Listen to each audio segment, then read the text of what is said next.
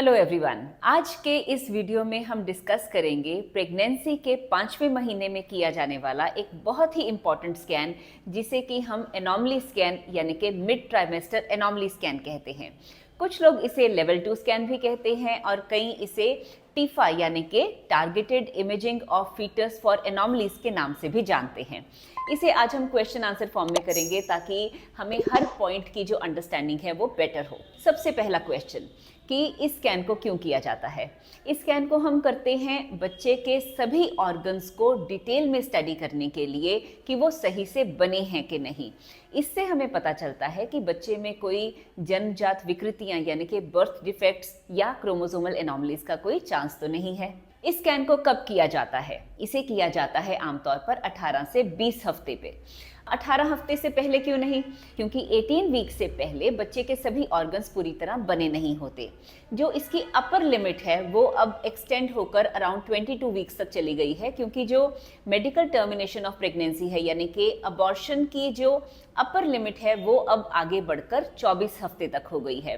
लेकिन इसे हम फिर भी अराउंड 19-20 वीक्स तक कर लेते हैं, क्योंकि अगर बाय चांस बेबी में कोई डिफेक्ट का डाउट हो तो ऐसे में बच्चे को कई बार डिटेल में स्टडी करने के लिए समय चाहिए होता है और बच्चे का कई बार हमें नीडल टेस्ट यानी कि एमनियोसेंटेसिस भी करना पड़ता है। तो इन सब चीज़ों के लिए समय चाहिए होता है। So we usually do it around 19-20 weeks. Now the next question कि इस स्कैन में हम क्या देखते हैं। देखिए, इसमें हम बच्चे को डिटेल में टॉप टू टो स्टडी करते हैं। तो जैसे बच्चे की हेड की यानी कि स्कल की बोन्स ठीक से बन रही हैं, बच्चे के सारे ब्रेन को, आईज, नोज, नाक की हड्डी, फेस का स्ट्रक्चर, उसके लिप्स यानी कि होंठ, तो उसके बाद बच्चे की चेस्ट जिसमें कि लंग्स को देखा जाता है और बच्चे के हार्ट की बेसिक स्क्रीनिंग की जाती है जिसे हम बेसिक कार्डियक स्क्रीनिंग कहते हैं।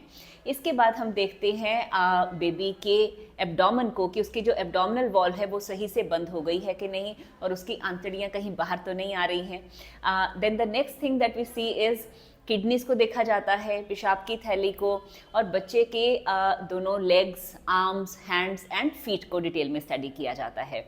देन नेक्स्ट हम इसमें देखते हैं प्लेसेंटा को, उसकी पोजीशन को कि प्लेसेंटा कहाँ है और उसका डिस्टेंस जो बच्चेदानी का मुंह है जिसे हम इंटरनल ऑस कहते हैं वहाँ से इसके डिस्टेंस को मेजर किया जाता है, जिससे हमें पता लगता है कि प्लेसेंटा कहीं लो लाइन तो नहीं है। इसके बाद हम सर्विक्स की लेंथ को मेजर करते हैं ताकि हमें पता लगे कि बच्चे में कोई प्री टर्म लेबर का चांस तो नहीं है।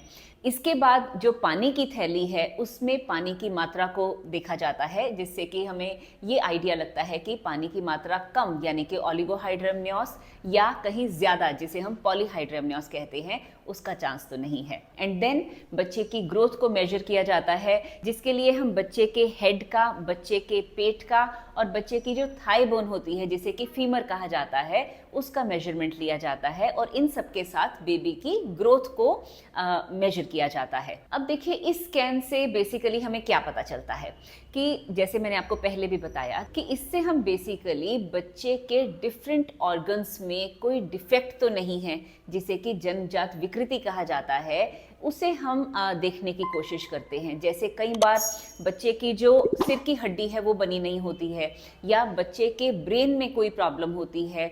इसके बाद अगर बच्चे के हार्ट में कोई मेजर डिफेक्ट हो, जैसे मैंने बताया कि जो आंतड़ियां हैं वो कई बार पेट से बाहर आ रही होती हैं जिसे कि ओम्फेलोसील या गैस्ट्रोस्कीसिस कहा जाता है, या कई बार बच्चे की जो लेग्स और आर्म्स हैं उनकी बोन्स ठीक से बनी नहीं होती हैं। तो इस तरह से बच्चे के सभी ऑर्गन्स को हम बहुत ही मतलब डिटेल में यानी कि उनका गहन अध्ययन किया जाता है ताकि हमें बच्चे के बारे में एक कंप्लीट इन्फॉर्मेशन मिल सके। सबसे इम्पॉर्टेंट क्वेश्चन कि अगर बाय चांस बच्चे में कोई विकृति पाई जाती है तो उसके बाद आगे क्या करना होता है। देखिए, सबसे पहले हम ये देखते हैं कि जो बर्थ डिफेक्ट बच्चे में है कि क्या बच्चा उसके साथ जीवित रह सकता है कि नहीं, यानी कि वो विकृति कंपैटिबल विद लाइफ है कि नहीं। अब जैसे कई जो डिफेक्ट्स होते हैं वो बहुत सिवियर होते हैं, जैसे अगर बच्चे की स्कल की बोन्स ही ना बनी हो, है ना, जिसे हम एनेनकेफली कहते हैं, या बच्चे के ब्रेन के अंदर पानी भरा हो, या बच्चे के हार्ट में कोई मेजर डिफेक्ट है, या बच्चे की आंतड़ियां सारी बाहर आ रही हैं, और इस तरह के बहुत से ऐसे डिफेक्ट्स होते हैं जिसमें कि बच्चा जीवित नहीं रह सकता है, यानी कि जो लाइलाज होती हैं। तो ऐसे केसेस में पेरेंट्स को अबॉर्शन की यानी कि मेडिकल टर्मिनेशन ऑफ प्रेगनेंसी की सलाह दी जाती है। लेकिन अगर जो विकृति है वो ऐसी है जो यानी कि जीवन के अनुकूल है और उसका इलाज संभव है, तो ऐसे में जिस अंग में विकृति होती है उससे रिलेटेड जो पीडियाट्रिक सर्जन्स होते हैं उनके साथ सलाह मशवरा किया जाता है, जेनेटिक काउंसलर को लूप में लिया जाता है, और उसके बाद ये डिसाइड किया जाता है कि बच्चा इलाज के बाद अपना नॉर्मल जीवन जी पाएगा कि नहीं। और इसके बाद ये डिसाइड किया जाता है कि बच्चे की डिलीवरी कहाँ होनी चाहिए। अगर बच्चे को जन्म के बाद आईसीयू की ज़रूरत है या इमीडिएट सर्जरी की ज़रूरत है, तो ऐसे में बच्चे की डिलीवरी के लिए एक टर्शरी केयर सेंटर में यानी कि जो हायर सेटअप्स होते हैं वहाँ पर जाने की सलाह दी जाती है। अब एक क्वेश्चन जो अक्सर माता पिता के मन में आता है कि हमारी स्कैन तो हो चुकी है, तो क्या ये 100% गारंटी है कि बच्चा पैदा होने के बाद बिल्कुल नॉर्मल होगा? देखिए, इसका जवाब एक क्लियर नो यानी कि नहीं है, क्योंकि देखिए चाहे हम बेस्ट से बेस्ट मशीन यूज़ करें, बेस्ट से बेस्ट डॉक्टर किसी भी पेशेंट का स्कैन करे, तो भी जो एनॉमलीज का डिटेक्शन रेट है 75% से ज़्यादा नहीं होता। क्योंकि देखिए सबसे पहली बात आप ये समझें कि हम बच्चे को डायरेक्टली नहीं देख रहे हैं, हम बच्चे को माँ के पेट में यूट्रस के अंदर स्टडी कर रहे हैं। और अल्ट्रासाउंड एक मशीन है, उसकी मशीन की अपनी लिमिटेशंस होती हैं। जैसे कई एनॉमलीज बहुत छोटी होती हैं, जैसे मैं आपको एक एग्जांपल देती हूँ कि जो सॉफ्ट पैलेट होता है यानी कि तालू का जो पीछे का हिस्सा है उसका जो छेद है वो आमतौर पे नज़र नहीं आता। तो ऐसे ही बहुत सी ऐसी विकृतियाँ होती हैं जो अल्ट्रासाउंड द्वारा पिक नहीं की जा सकती। और सेकंड देखिए, कई बार क्या होता है कि माँ के पेट पे चर्बी ज़्यादा होती है, तो चर्बी के थ्रू जब हम बच्चे को देखते हैं तो आप ये सोचिए कि हम पर्दों के थ्रू बच्चे को देख रहे हैं, तो उसमें जो क्लैरिटी है वो बहुत कम हो जाती है।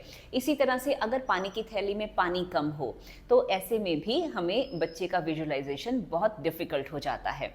और एक और सबसे इम्पॉर्टेंट बात कि कई जो एनॉमलीज होती हैं वो बच्चे में तीसरी तिमाही में जाकर अपीयर होती हैं, जैसे कि खास तौर पर स्टमक की, किडनीज की, बच्चे के हेड की या आंतड़ियों की जो प्रॉब्लम्स होती हैं।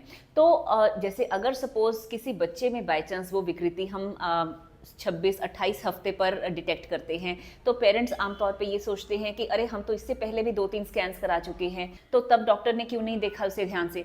तो देखिए इसमें आपने ये समझना है कि कुछ विकृतियां होती हैं जो कि जैसे जैसे वो ऑर्गन डेवलप करता है तो वैसे वैसे ही वो उसमें नज़र आती हैं, यानी कि वो प्रॉब्लम हमें 18-20 हफ्ते पर नज़र आ ही नहीं सकती क्योंकि वो अपीयर ही तीसरी तिमाही में होती हैं।